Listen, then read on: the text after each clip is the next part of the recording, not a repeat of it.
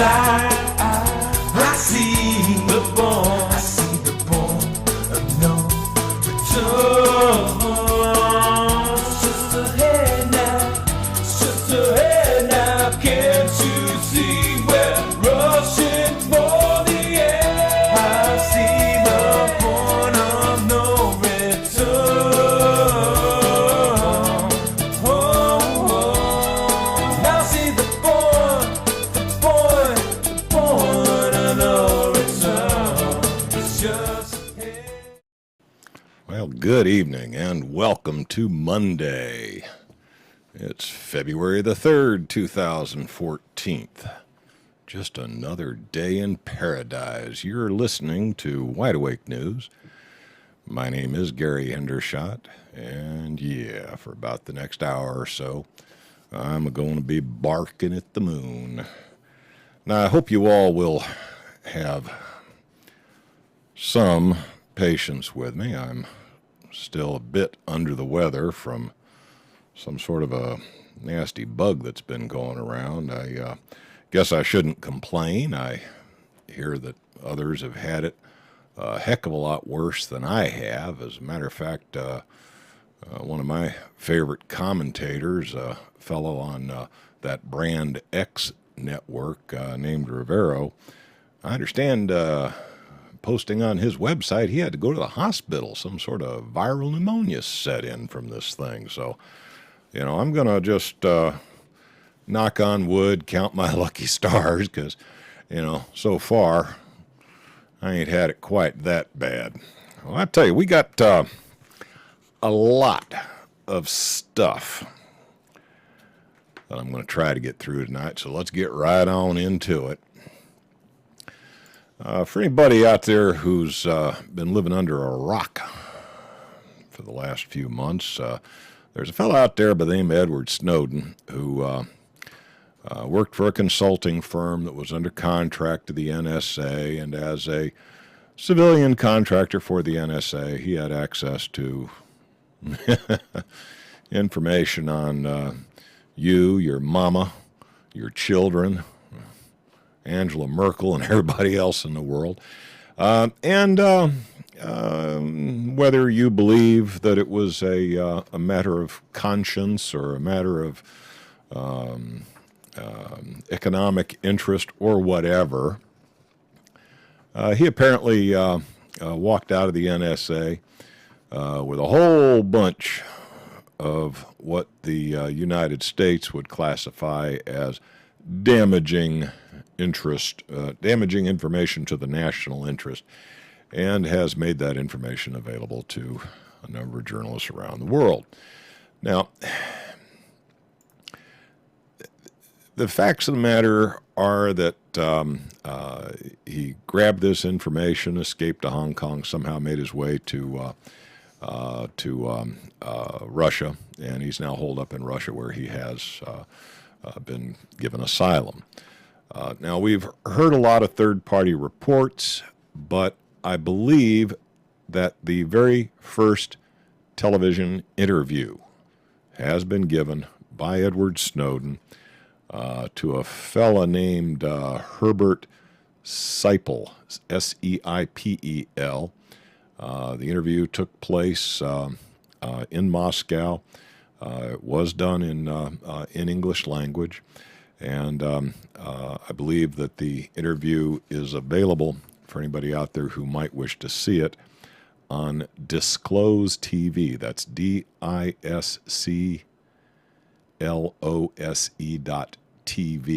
I'm going to provide a link for anybody who's interested.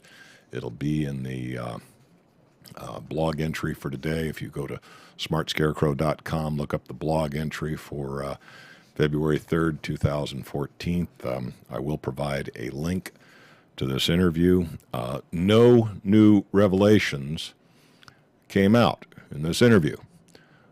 However, Mr. Snowden was asked some very tough questions, and I think his responses are telling. You may wish to avail yourself of that. I found it to be an interesting interview. It was the first time I ever got to see this man's eyes while he was telling his story. So take it for what it's worth. Take a look at the interview. And as always, make up your own damn mind.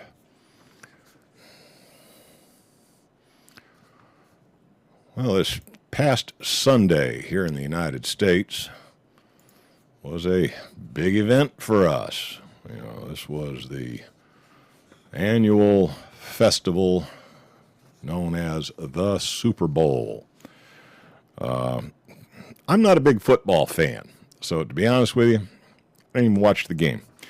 But I understand that the results turned out to be a bit of an upset. I think a lot of folks thought that the Denver Bronco tribe was going to kick the Seattle Seahawk tribe's butt, and turns out the Seahawks gave them a serious thumping with a final score of 43-8 Seahawks. So any of those of you who were betting on that game, you know, we will shed a tear for you. I have a funny feeling the bookies made out like bandits on that one, because you know, it seemed a lot of folks were rooting for the Broncos on that one, and the Seahawks managed to pull it out. Now, look, you know, football is a uniquely American pastime. I know a lot of folks around the world will say, "Oh man, you know, soccer's the game." You know, this you know, tribal warfare demonstration that you Americans put on. You know, it's a little bit like Roman gladiator stuff. You know, next you're going to devolve into, you know, death sports, and I don't know. You know, I have seen some of this wild and crazy cage fighting on TV that I thought was, you know, beyond the pale. So, you know, we may indeed devolve to that point at some stage. Just hard to tell. But, you know, you gotta give Americans their football. They truly enjoy it. But, you know, this year there was a little bit of excitement in the after game. And normally in the after game, you get these athletes on the screen, and all you hear from, you know, is about, you know, 20 minutes of athletes going, "Football good, football been very good to me. We kick butt, football good." Okay, and you know, you said, "Okay, yeah," as I drink another beer and eat some chips.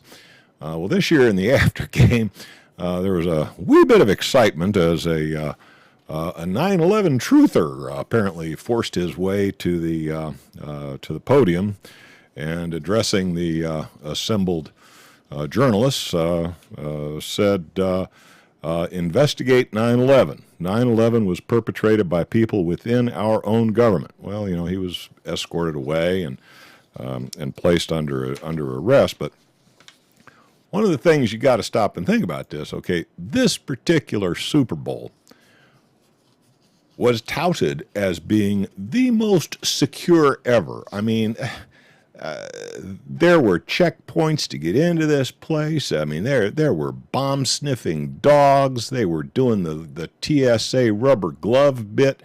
I mean, okay, this particular Super Bowl, security was intense. And, you know, there was a lot of, you know, the alternative media out there saying, okay, you know, if there's going to be a false flag incident, you know, the Super Bowl would be the natural place for it to be. So you had a lot of people just, you know, kind of, you know, hunkered down, just expecting something to blow up at the Super Bowl. And guys, you know, so a lot of people were saying, okay, well, maybe the security is justified if it's that intense.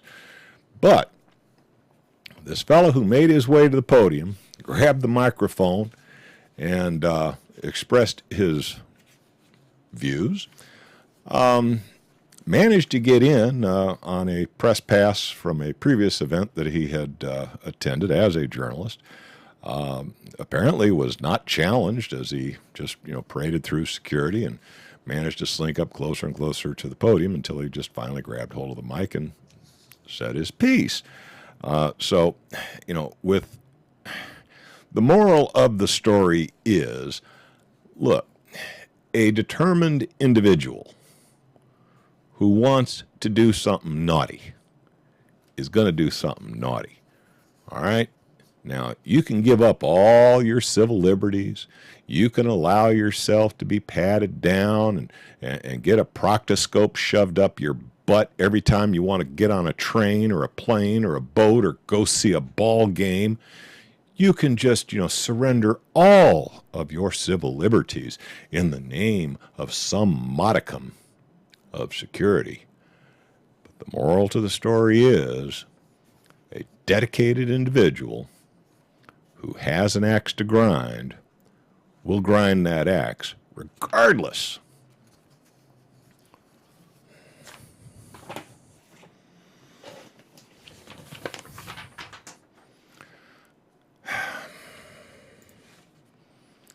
Another interesting story that's kind of underreported is how rough it was for commuters to get back home after the game. This picture I've got over my shoulder, sorry for all you who are listening on the Rents Radio Network, of the folks who are watching the video feed on this are seeing a picture over my shoulder of the horrendous crowds of people trying to get on the trains, getting away from this ball game. Apparently, traffic getting out of there was a real zoo. And the other interesting thing is attendance at the game really wasn't what was expected. There were a lot of unsold seats to this Super Bowl. And TV revenues will probably be down because TV viewership was indeed down. That could have been the lopsided game. I mean, when there's not strong head-to-head competition, the game really isn't all that interesting. You might have had a lot of people just tuning out after the first half when it looked, when it became obvious the Seahawks were just going to walk away with it. So it's hard to say. But attendance at the game was down from what was expected, and viewership on the TV was quite a bit less than what anticipated. So that's my reporting on Super Bowl 2014. It is what it is. I'm not a big football fan, but a lot of folks out there are. So that was for you, Joe Sixpack, who enjoyed his Super Bowl this year. One thing that's not being reported much in the news is the ongoing drought out in the western states. The states of Nevada and parts of California have been severely impacted by a drought. They're saying this is like a once in 500 year event. It's really getting serious. They're saying that within the next 60 to 120 days, so within the next 2 to 6 months, 17 rural counties in California may be in danger of completely running out of water. Luckily, these areas are rural. There's not a whole lot of people. Looks like about 40,000 people might be directly impacted. Problem is, these are agricultural areas. These are areas where fruit trees and nut trees and vines for grapes for making wines. These are some very productive agricultural areas. Even though not a whole lot of individuals might be directly impacted by this drought, the production of many popular foodstuffs could indeed be impacted for all of us. I wonder what's going to happen to that $3 chuck. Sorry, that's an inside joke. I won't even get into it. Has to do with back in the old days we would have called it Ripple or Thunderbird. It happens to be an inexpensive wine sold by Trader Joe's. I try to explain my inside jokes a little bit, but getting on with this. Let me see here. Important. We do have a politics of finger pointing and blame whenever there is a problem. That from Jerry Brown, Governor Moonbeam of California. And we have a problem, so there's going to be a tendency to blame people. Okay, it's your fault for driving that SUV. It's it's a climate change. Yeah. That's my story. It's all you people, all you yuppies out there driving SUVs that's going to boost the price of my $3 chuck to $5. Okay? So, if you give a whole lot of money to Al Gore, the problem will just go away. It'll be fixed overnight, honest. That's my story, and I'm sticking to it. It's having impact on the salmon fishing. Drought survival session. Oh, boy. Nothing but sadness. The snowpack in the Sierra Nevada. Now, this is the melt-off from the Sierra Nevada is brought by aqueduct all the way to Los Angeles. So, this is one of their primary sources of fresh water out there. The snowpack in the Sierra Nevada, which supplies much of California with water during the dry season, was at just 12% of normal last week, reflecting the lack of rain or snow in December and January.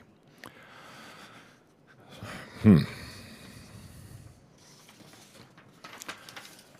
people came out of a theater in Hollywood and noticed that there was a little bit of a sprinkle, and they all started cheering, and then it stopped. It wasn't even enough to knock the dust off their yuppie SUVs. It is a concern. I'm not sure that there's anything you can do about it, but the fact remains that they may wind up having to truck water into some communities in California and Nevada, and much produce that not just the United States, but people all over the world, much produce that they enjoy, could be in very short supply, and you could see dramatic price increases in the very near future. So you may think it's just a California problem, but in fact, it's a problem coming to a grocery store near you in the very near future. Let's see here. Do I have time for this one? I got about 2.5 minutes before the break. I think I can get this one out of the way. Anybody who's watched my rants for any length of time know that I just dearly love Obamacare. I think Obamacare is just the greatest thing since sliced bread. But, they have found another little glitch in the system. Now, say you was one of the 3 million people that so far have signed up for Obamacare. Yeah, only 1% of the U.S. population so far has signed up for this thing. But say you was one of them, and you found that, there was a little bit of a mistake made in your application, or, something wasn't quite right in the policy that you got assigned. Maybe you got a $4,000 more deductible, or the monthly installment was about $100 more than you thought. And you really, really, really wanted to go in and make a little change. Well, that's happened to about 22,000 people that we know about so far. From a report in the Washington Post that came out yesterday. Roughly 22,000 Americans have filed appeals. So these are the ones who've found a mistake in their coverage, trying diligently to get it corrected, and they're finding that the process for correcting errors has not yet been implemented in the Obamacare system. So whether you try to do it online or you call up for help, once you have signed up for a plan, you can't change it. So if you happen to get signed up for the wrong plan accidentally or for whatever reason, you're stuck. One lady who had pre-existing conditions and was desperate to get signed up when her existing policy was about to expire. Called him up and said, "What am I supposed to do? I can't seem to get the discount that I'm entitled to. You know, I'm supposed to get a subsidy because I only make $20,000 a year." And the advice that was given was, well, go ahead and sign up to pay full price and then appeal it. And you get it straightened out in appeals. Well, guess what? The appeals process for Obamacare has not yet been implemented. Moral of that story is, if you're signing up for Obamacare, you had best get it right on the first try, because I'll tell you what, if you accidentally put a check mark in the wrong box, screw something up, and then go back and try to change it, try to get it squared away, you might find yourself in the same situation as 22,000 other Americans with no way to get her fixed. And I'm now hearing the bumper music in the background, so I'm going to have to slide out of here for a moment while they promote some products, try to make enough money to keep the lights burning. We'll be back with more Wide Awake news right after these messages.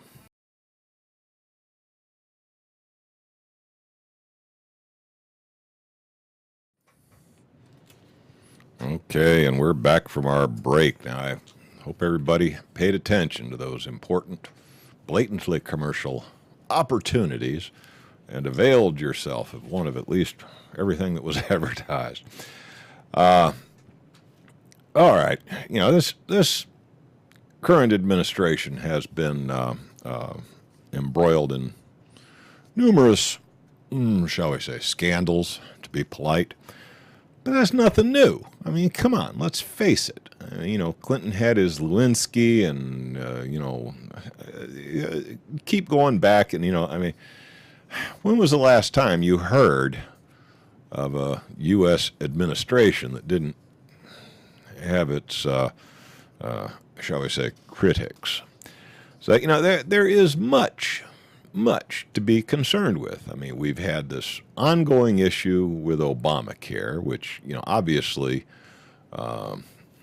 was implemented before its time and probably was ill-advised.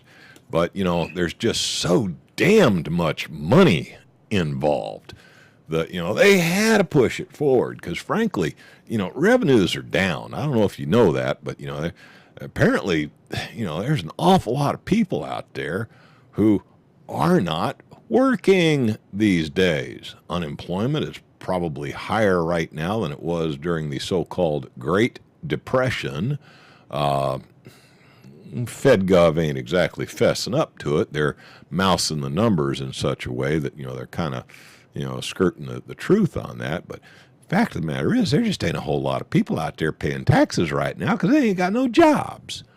All right, so gumming these new social revenue, and their cut, their piece of the action, as Don Guido would say, was just so tasty on this Obamacare that they had to push it through. They just had to. Now, speaking of tax revenue, we must not forget that our dear friends at the IRS were embroiled in something of a, scandal not too long ago. Do you remember that? That's one thing about Americans. They have the attention span of a gnat. And, we had a big actor that was apparently found dead in his bathroom of a heroin overdose today. And I'm sure that is much higher level of importance to most Americans than the fact that the IRS was clearly involved in some, shall we say, targeted nonsense against conservative causes that should theoretically have qualified for nonprofit status, but, they were, shall we say, over-scrutinized by the IRS. Now, nobody has been able to directly associate the Democratic administration and progressive interests with that activity, but still, people are concerned about it. All right, now I'm going to read you a little bit from a transcript of an interview that El Presidente gave to one of my favorite commentators, a guy by the name of O'Reilly. I don't know if you've ever heard of him. He's on one of the also-ran networks that are slowly fading into the distant past. You know, they're like dinosaurs. Maybe we'll be able to put them into our car in a million years. I'm not sure. Bill O'Reilly. Okay, so you don't recall seeing Douglas Schumann, because what some people are saying is that the IRS was used at a local level in Cincinnati and maybe other places to go after President Obama. Absolutely wrong. O'Reilly. How do you know that? Because we still don't know what happened. Obama. Bill, we do. That's not what happened. Folks have again had multiple hearings on this. These kind of things keep on surfacing in part because you and your TV station will promote them. But, O'Reilly, but aren't there some unanswered questions? Obama. Bill, when you look at the stuff, there have been multiple hearings on it. What happened here was that you've got a 501c4 law people think is confusing. The folks did not know how to implement it because it basically says O'Reilly. So you're saying there was no corruption there at all, Obama. That's not what I'm saying, O'Reilly. I want to know what you are saying. You're the leader of the country, Obama. Absolutely, O'Reilly. You're saying no corruption, none. Obama. There was some boneheaded decisions. O'Reilly. Boneheaded decisions. No mass corruption? Obama. No mass corruption. Not even a smidgen of corruption.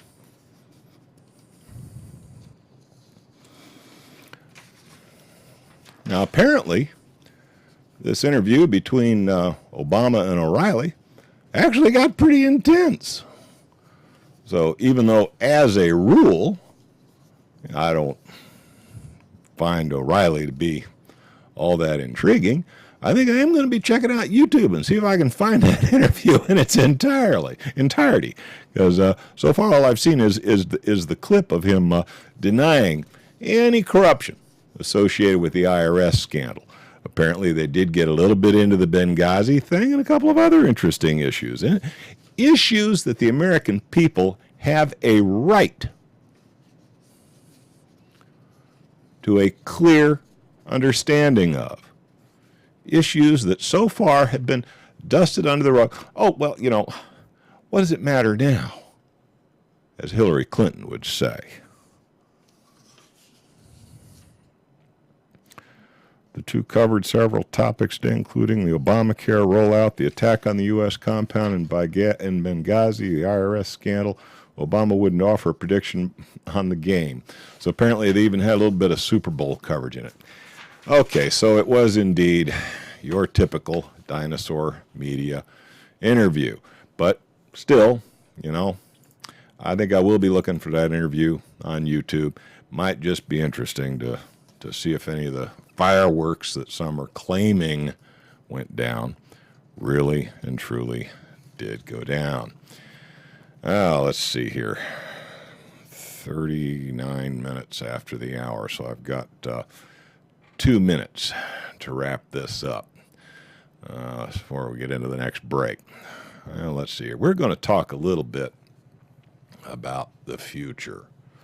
I'm going to get out my crystal ball here, and we're going to discuss what we think might be coming in 2016. It is really only 2 years away, you know. Obama's only got 2 more years to go, and 2016 is right around the corner.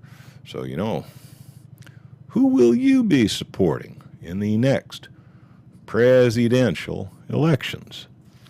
It's really hard to say, you know. It's just really hard to say.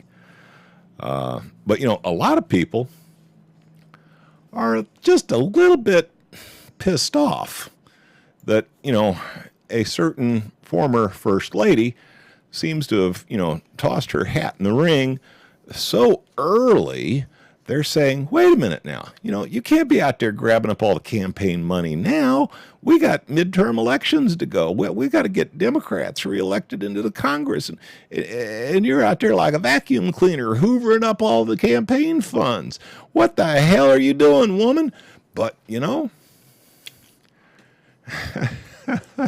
she's playing Clinton politics. This is, the Arkansas branch of the mafia doing their thing, and they know exactly what they're doing. And right now, if you were to take a poll and you were to consider all the Democratic hopefuls, Biden included, our current VP, you would find that Hillary is way out in the lead. Let's see here. Hillary Clinton's currently pulling 65% in one poll, 73% in another poll. Best Biden seems to do is about 12%. There's also an also-ran named Elizabeth Warren of Massachusetts. She's showing up on the numbers, but barely. But, Clinton's hoovering the money, and we're going to talk a little bit more about that right after these important commercial announcements, so stand by.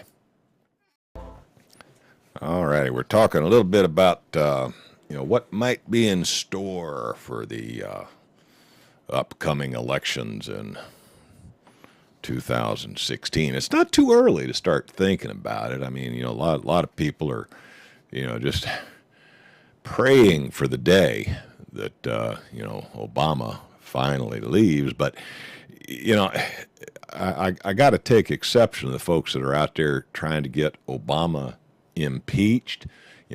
As much as I dislike the guy, I swear I think Biden would be even worse. So, it'd be like, jumping out of the frying pan and into the fire if we did that. So, most of us, are looking to 2016 thinking, okay, well, we got a chance, maybe we can get the Republicans to run somebody who's worthy. Well, okay, maybe not. For those of you who are listening to the Rents radio feed and not seeing the video on this, I just put up a sight gag. I've got a picture of Chris Christie over my shoulder. Now, a lot of people would have thought that this fellow from New Jersey, Christie, might be a worthy Republican candidate for president. But, I think folks are starting to have second thoughts about Christie. So, what are the Republicans to do?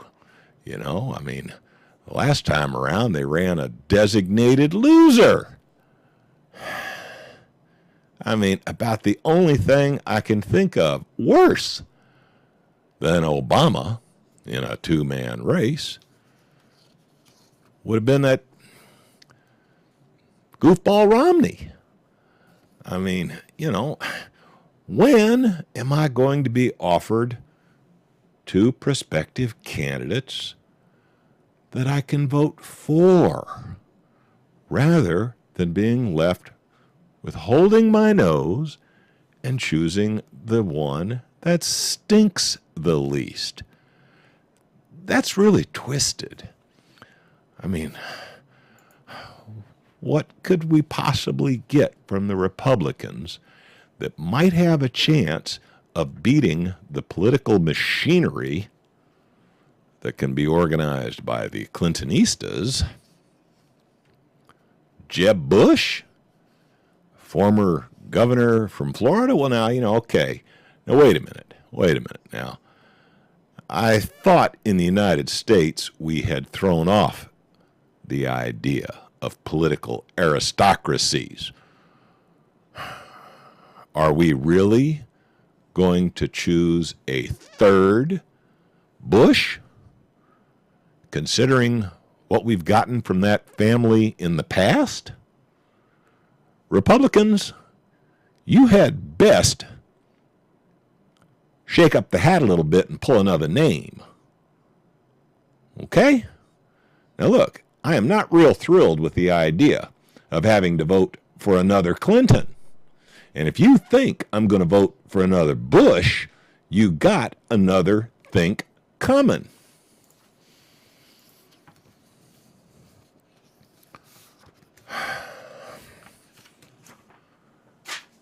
So the crystal ball for 2016 right now is pretty cloudy.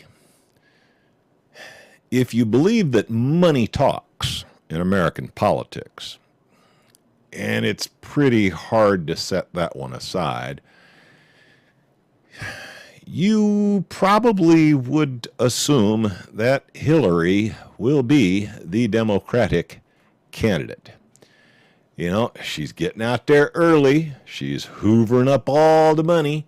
Matter of fact, there's a lot of congressional seats and a lot of Senate seats that are probably going to be put in jeopardy because she's attracting the big share of the campaign funds that might otherwise go to support those runs.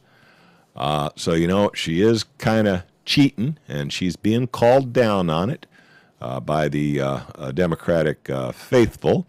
But what she's done is, she's taken a real cagey approach to it. She says, well, go ahead and pledge me $1 million, but only write me a check for $100,000 right now. And then after the midterm elections, you can ante up the rest. Okay? Does that sound like a good idea? Well, what do you think, folks? Are you ready for Hillary in 2016?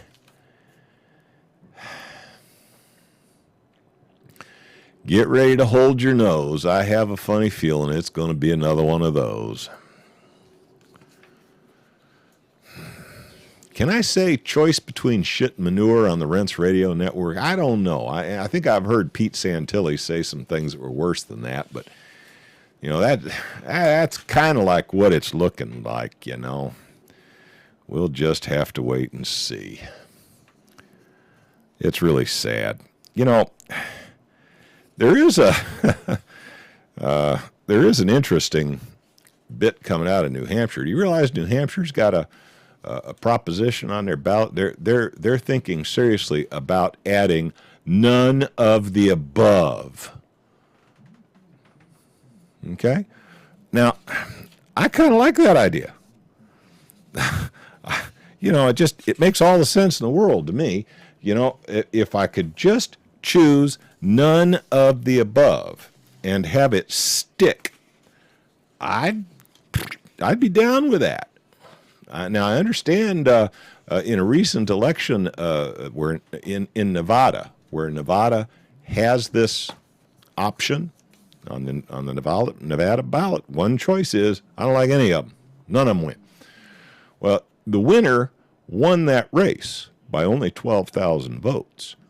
42,000 votes were for none of the above. So it was a pretty close race, and none of the above almost took it. Now, if your state had this added to their election laws, wouldn't it make you feel a little bit more confident going to the polls?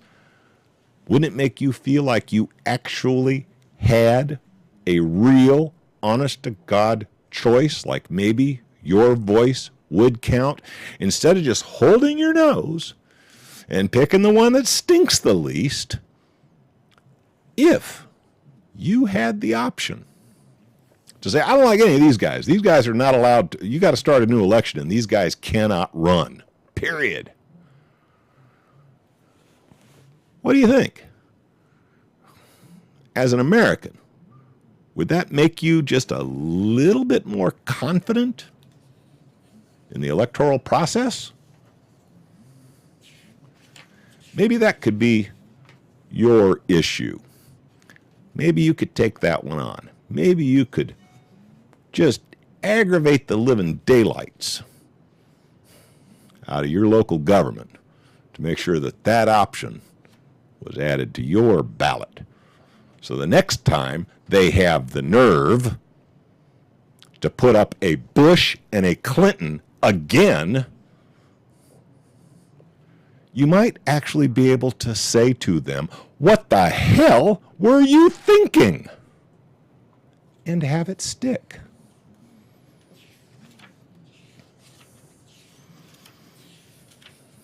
What do you think?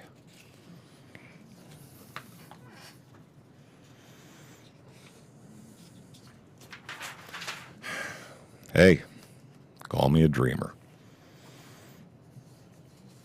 I want to thank a regular in the chat room for sending me this article from WallStreetOnParade.com. A fellow named Maury King sent me a link to this article, and I took a quick look at it just before showtime. And this is very interesting. How about this headline? A rash of deaths and a missing reporter with ties to Wall Street investigations. Like I say, the report's out of WallStreetOnParade.com. I'm going to read you just a little bit of this. In a span of 4 days last week, 2 current executives and 1 recently retired top-ranking executive of major financial firms, all of whom were under investigation of some sort, were found dead. Both media and police have been quick to label the deaths as likely suicides. If Hillary Clinton was president, we would refer to that as an arkancide.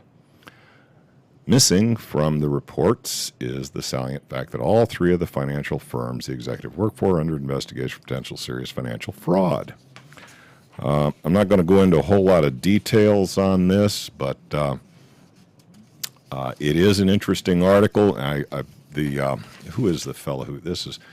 By the writer on this is Pam Martins, and yes, there will be a link to this article on smartscarecrow.com. Just find the blog entry for February 3rd, 2014, and I will give you a link to the full article. It's worth a read. Now, I'm not sure I agreed with all of the threads that she ties together in this article, but, it is suspicious. And like so many of this type of thing, you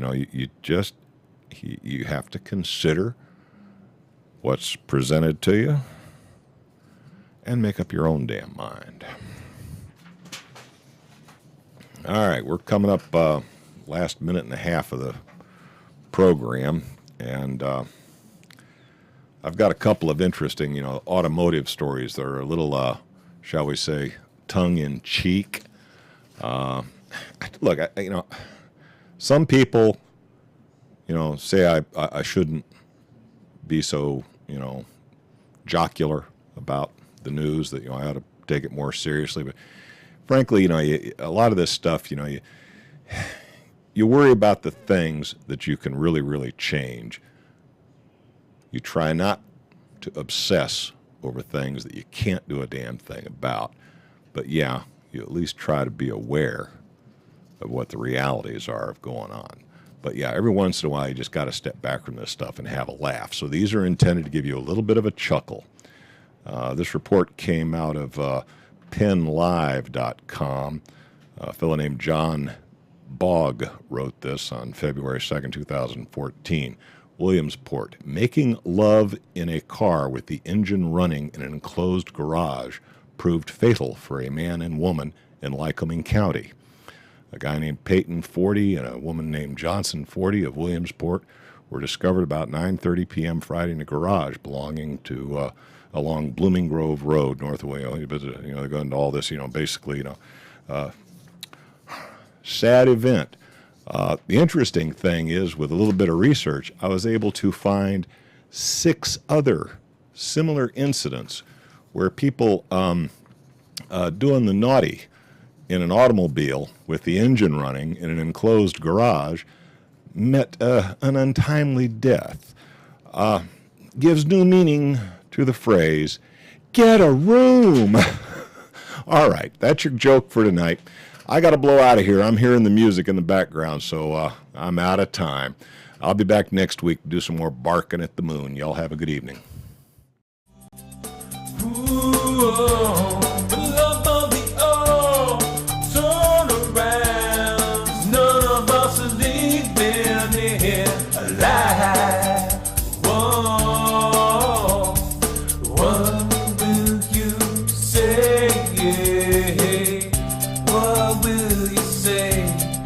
What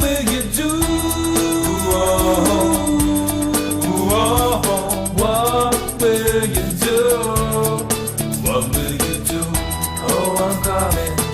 calling out to you. Won't you turn